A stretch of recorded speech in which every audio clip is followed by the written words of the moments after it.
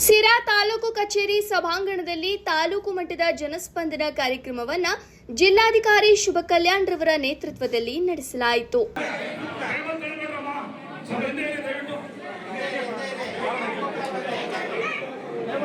ಸರತಿ ಸಾಲಿನಲ್ಲಿ ನಿಂತು ತಮ್ಮ ಸಮಸ್ಯೆಗಳು ಬಗೆಹರಿಯುವ ನಿರೀಕ್ಷೆಯಿಂದ ಜನಸ್ಪಂದನೆ ಕಾರ್ಯಕ್ರಮದಲ್ಲಿ ನೂರಾರು ಸಂಖ್ಯೆಯಲ್ಲಿ ಸಾರ್ವಜನಿಕರು ಅರ್ಜಿ ಸಲ್ಲಿಸಿದರು. ಇಲ್ಲರೇ ನಾಳೆ ಆ ದಾಖಲೆ ತಗೊಂಬರಪ್ಪ, ಈ ದಾಖಲೆ ತಗೊಂಬರಪ್ಪ, ಈ ರೀತಿ ಉಡಾಕ ಉತ್ತರ ಕೊಟ್ಟು ರೈತರನ್ನ ಎಲ್ಲಾರು ಮನೆಗೆ ಕಳಿಸ್ಬಿಡಿದ್ರೆ ಕೃಷ್ಣ ಬೈರೇಗೌಡರು ದಿನ ಬೆಳಗ್ಗೆ ಪಡ್ಕೊಂತಾರೆ, ಇದನ್ನ ಮಾಡ್ರಿ ಅದನ್ನ ಮಾಡ್ರಿ ಅಂತಾನ. ಇವರಿಗೆ ಮೂವಿ ಮಾಡೋವರೆಗೂ ಯಾರು ಕೆಲಸ ಮಾಡಲ್ಲ. ಈ ವರದಿ ರೆಡಿ ಮಾಡ್ಕೊಂಡಿದ್ದೀನಿ, ಈ ವರದಿ ಕೊಡ್ತಾ ಇದ್ದೀನಿ ಸಾರ್ವಜನಿಕರ ಪರವಾಗಿ. ನಾನು ಬಂದಿರೋದು ನನ್ನ ವೈಯಕ್ತಿಕವಾಗಿ ಬಂದಿಲ್ಲ. ನಾನು ಈ ವರದಿ ನಮ್ಮ ಸಾರ್ವಜನಿಕರಿಗೆ ಲಂಚ ಇಲ್ದಲೆ ಕೆಲಸ ಮಾಡ್ತಾ ಇಲ್ಲ ನಮ್ಮ ಉದ್ದೇಶಕ್ಕೆ, ಲಂಚ ಇಲ್ದಲೆ ಕೆಲಸ ಮಾಡ್ತಾ ಇಲ್ಲ ನಮ್ಮ ಉದ್ದೇಶಕ್ಕೆ ಈ ವರದಿ ಸಾರ್ವಜನಿಕರು ನೋಡ್ರಿ. ಎಷ್ಟು ಜನ ಸೈನ್ ಹಾಕಿದಾರೆ ನೋಡ್ರಿ. ಇದು ಗೋಪಾಲದಹಳ್ಳಿ ವೃತ್ತ, ಬುಕ್ಕಾಪಟ್ಟಣ ಹೋಬಳಿ ಗೋಪಾಲದಹಳ್ಳಿ ವೃತ್ತ. ಇದನ್ನ ನೇರವಾಗಿ ಕೃಷ್ಣ ಬೈರೇಗೌಡರಿಗೆ ಕಳಿಸ್ಬೇಕು. ಯಾಕಂತ ಇವ್ರ ತಗೆಲ್ಲಿ ಅರ್ಥ ಕೆಲಸ ಮಾಡಕ್ ಆಗ್ತಾ ಇಲ್ಲ. ಕಂದಾಯ ಸಚಿವರೇ ಇದನ್ನ ಗಮನಿಸ್ಬೇಕು. ಬೇಕಾದ್ರೆ ಹಳ್ಳಿ ಬನ್ನಿ, ಇಷ್ಟಿಷ್ಟೇ ದುಡ್ಡು ಕೊಟ್ಟಿದೀವಿ ಅಂತ 3 ಲಕ್ಷ ತಗೊಂಡು ದುಡ್ಡು ಕಲೆಕ್ಟ್ ಮಾಡಿದ್ದಾರೆ ಈ ಅಮ್ಮ.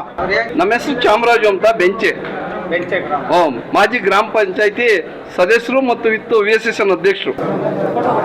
ವಸಂತ ಲಕ್ಷ್ಮಿ ಅಂತ ನಮ್ಮ ಅಣ್ಣವ್ರ ಹೆಂಗ ಕಳಮರದಿಂದ ಹಸಿ ಕಳಿಸ್ಬಿಟ್ಟು ಸಿಗೋದಿಂದ ಚಿಕ್ಕನೇಕಳಿಗೆ ತಂದಾಕಿಬಿಟ್ರು. ನಮ್ಮ ರೈತರ ಬಗ್ಗೆ ಹೇಳಬಾರ್ದು.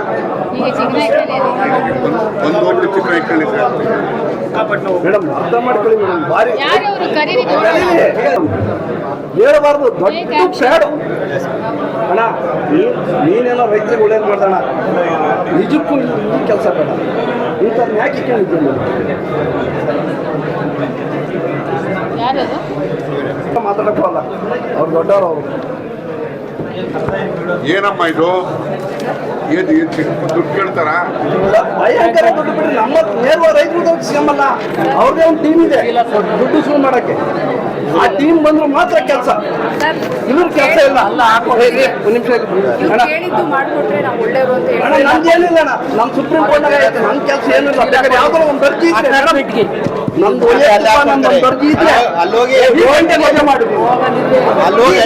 ಕರ್ನಾಟಕ ಸರ್ಕಾರದ ದೆಹಲಿಯ ವಿಶೇಷ ಪ್ರತಿನಿಧಿ ಹಾಗೂ ಶಾಸಕ TB ಜಯಚಂದ್ರ ಮಾತನಾಡಿ, ಇದುವರೆಗೂ ನೂರಾರು ಅರ್ಜಿಗಳು ಬಂದಿದ್ದು ಅವುಗಳ ಬಗ್ಗೆ ಜಿಲ್ಲಾಧಿಕಾರಿಗಳು ಹಾಗೂ ಅಧಿಕಾರಿಗಳೊಡನೆ ಚರ್ಚಿಸಿ ತೀರ್ಮಾನ ತೆಗೆದುಕೊಳ್ಳಲಾಗಿದ್ದು, ಬಹಳ ಮುಖ್ಯವಾಗಿ ಎಂದರೆ ರೈಲ್ವೆ ಕಾಮಗಾರಿ ಪ್ರಾರಂಭವಾಗಿದ್ದು ಆ ವಿಚಾರದಲ್ಲಿ ಸ್ವಲ್ಪ ಗೊಂದಲವಿತ್ತು. ಸರಾಗವಾಗಿ ಕೆಲಸ ಮಾಡಲು ಇರುವ ಅಡ್ಡಿ ಆತಂಕಗಳನ್ನೆಲ್ಲ ನಿವಾರಣೆ ಮಾಡಲಾಗಿದೆ.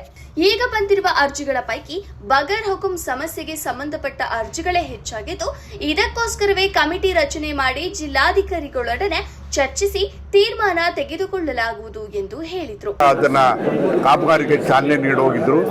ಈಗ ಆ ವಿಚಾರದಲ್ಲಿ ಸ್ವಲ್ಪ ಗೊಂದಲ ಇತ್ತು. ಅದನ್ನ ಜಿಲ್ಲಾಧಿಕಾರಿಗಳು ಮತ್ತು ಸಂಬಂಧಪಟ್ಟ ಅಧಿಕಾರಿಗಳು ಚರ್ಚೆ ಮಾಡಿ ಅದಕ್ಕೆ ಸರಾಗವಾಗಿ ಕೆಲಸ ಮಾಡೋದಕ್ಕೆ ಏನು ಅಡ್ಡಿ ಆತಂಕಗಳಿದ್ದು ಅವೆಲ್ಲ ನಿವಾರಣೆ ಮಾಡುವಂಥ ಕೆಲಸವನ್ನು ಮಾಡಿದ್ವಿ. ಜನಸಂಪರ್ಕ ಸಭೆಯನ್ನು ಮಾಡೋದ್ರ ಮುಖೇನ ಅನೇಕ ಸಮಸ್ಯೆಗಳು ಎಲ್ಲರೂ ಕೂತ್ಕೊಂಡು ಇತ್ಯರ್ಥ ಮಾಡಿ ಚರ್ಚೆ ಮಾಡಿ ಮಾಡೋದಕ್ಕೆ ಅನುಕೂಲ ಆಗ್ತದೆ. ಅಡ್ಡಿ ಆತಂಕಗಳಿದೆ. ಈಗ ಪಡ ಜಮೀನಿದ್ರೆ ಕೊಡಕ್ಕೆ ಬರೋದಿಲ್ಲ. ಏನೇ ಆದರೂ ಕೂಡ ಆ ಫಾರಮ್ಗಳು ಹಾಕಿದ್ದಂಥ ಸಂದರ್ಭದಲ್ಲಿ ಅದನ್ನು ಕಮಿಟಿ ಮುಂದೆ ಬರಬೇಕಾಗುತ್ತೆ, ಕಮಿಟಿ ತೀರ್ಮಾನ ಮಾಡಬೇಕಾಗುತ್ತೆ. ಅದಕ್ಕೆ ನಾನು ತಹಸೀಲ್ದಾರ್ಗೂ ಕೂಡ ಹೇಳಿದ್ದೀನಿ, ಎಲ್ಲ ಅರ್ಜಿಗಳನ್ನ ಕಮಿಟಿ ಮುಂದೆ ತನ್ನಿ, ಕಮಿಟಿಲಿ ಕೂತು ತೀರ್ಮಾನ ಮಾಡೋಣ ಅಂತ. ಜಿಲ್ಲಾಧಿಕಾರಿ ಶುಭ ಕಲ್ಯಾಣ್ ಮಾತನಾಡಿ, ಸ್ವೀಕರಿಸಿದ ಅರ್ಜಿಗಳನ್ನೆಲ್ಲ IPGRSನಲ್ಲಿ ಸಂಬಂಧಪಟ್ಟ ಇಲಾಖೆಯ ಹೆಸರು ಹಾಗೂ ಅದಕ್ಕೆ ಸಂಬಂಧಪಟ್ಟ ದಾಖಲೆಗಳನ್ನು ಅಪ್ಲೋಡ್ ಮಾಡಲಾಗುತ್ತದೆ. ನಂತರ ಅದನ್ನ ಪರಿಶೀಲಿಸಿ ಸಮಸ್ಯೆಗಳನ್ನ ಬಗೆಹರಿಸುತ್ತೇವೆ ಎಂದರು. ಅಡುಗೆ ಅನಿಲ ಸಿಲಿಂಡರ್ನ ಸಮಸ್ಯೆ ಕ್ರಮೇಣ ಬಗೆಹರಿಯುತ್ತದೆ. ಯಾರೂ ಆತಂಕ ಪಡುವ ಅವಶ್ಯಕತೆ ಇಲ್ಲ. ಪ್ರತಿನಿತ್ಯ ನಮ್ಮ ಜಿಲ್ಲೆಗೆ 7,000 ಸಿಲಿಂಡರ್ ಅವಶ್ಯಕತೆ ಇದೆ. ಈಗ ನಮ್ಮ ಜಿಲ್ಲೆಗೆ 5 ಲೋಡ್ LPG ಸಿಲಿಂಡರ್ಗಳು ಬಂದಿದ್ದು ಒಟ್ಟು 3,000 ಸಿಲಿಂಡರ್ಗಳು ಬಂದಿವೆ ಎಂದು ಹೇಳಿದರು.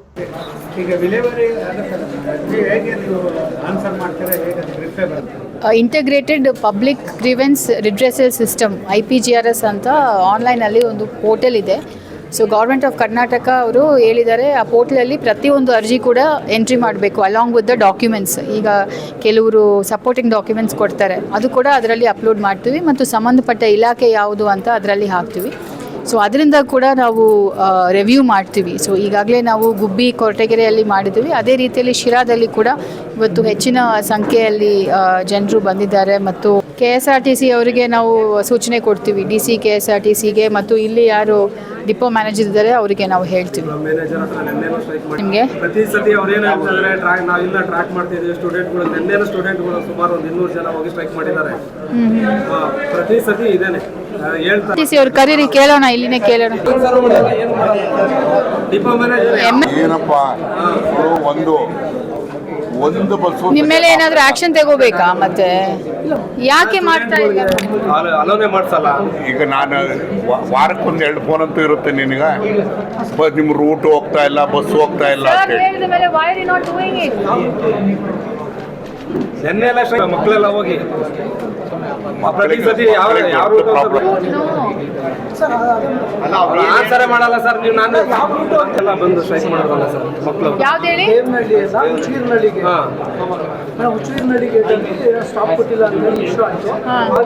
ಅಲ್ಲಪ್ಪ, ಡ್ರೈವರ್ಗಳು ಮಾಡೋ ತಪ್ಪಿಗೆ ಎಲ್ಲರೂ ತಲೆ ತಗ್ಗಿಸ್ಬೇಕಾಗ್ತದೆ.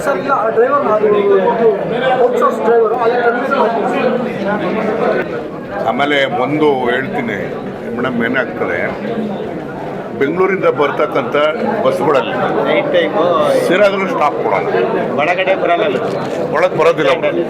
ಅವರೆಲ್ಲ ಬೈಪಾಸ್ ಎಲ್ಲ ಹೊರಟೋಗ್ಬಿಡ್ತಾರೆ. ಎಕ್ಸಾಮಿನೇಷನ್ ಸೆಂಟರ್ಸ್ ಇದೆ ಮೇಡಮ್, ರೀತಿಯಲ್ಲಿ ಕೂಡ ತೊಂದರೆ ಆಗಬಾರ್ದು ಅಂತ ನಾವು ರೈಟಿಂಗ್ ಅಲ್ಲಿ 17-18 ಮುಗಿಯುತ್ತೆ. ಅದಾದ್ಮೇಲೆ ಪ್ರಾಬ್ಲಮ್. ಮಕ್ಳಿಗೆ ಬಂದು ಎಕ್ಸಾಮ್ ಲೈನ್ಗಳು ಸರಿಯಾಗಿ ಆಪರೇಟ್ ಆಗ್ತಾ ಇಲ್ಲ. ಇವತ್ತು ಹೋಗಿದ್ದು ಇನ್ನು 8 ದಿವಸ ಇರ್ತದೆ, 15 ದಿವಸ ಇರುತ್ತೆ, ಆಮೇಲೆ ತಿರುಗಿ ಯಾವುದೋ ಕಾರಣಕ್ಕೂ ಸ್ಟಾಪ್ ಆಗ್ತದೆ. ಹೊಸ ಗಾಡಿಗಳು ಬಂದಿಲ್ಲ.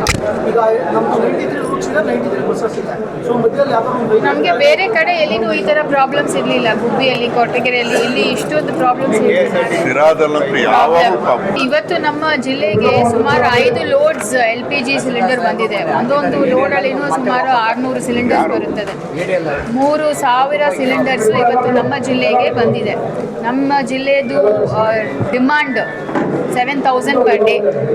ಈಗಾಗಲೇ ಈ ಸಂದರ್ಭದಲ್ಲಿ ಮಧುಗಿರಿ ಉಪವಿಭಾಗಾಧಿಕಾರಿ ಶಿವಪ್ಪ ಗೋಟೂರ್, ತಹಶೀಲ್ದಾರ್ ಆನಂದ್ ಕುಮಾರ್, ತಾಲೂಕು ಪಂಚಾಯಿತಿ ಕಾರ್ಯನಿರ್ವಹಣಾಧಿಕಾರಿ ಹರೀಶ್, ನಗರಸಭೆ ಆಯುಕ್ತರಾದ ರುದ್ರೇಶ್ ಸೇರಿದಂತೆ ತಾಲೂಕು ಮಟ್ಟದ ಅಧಿಕಾರಿಗಳು ಉಪಸ್ಥಿತರಿದ್ದರು.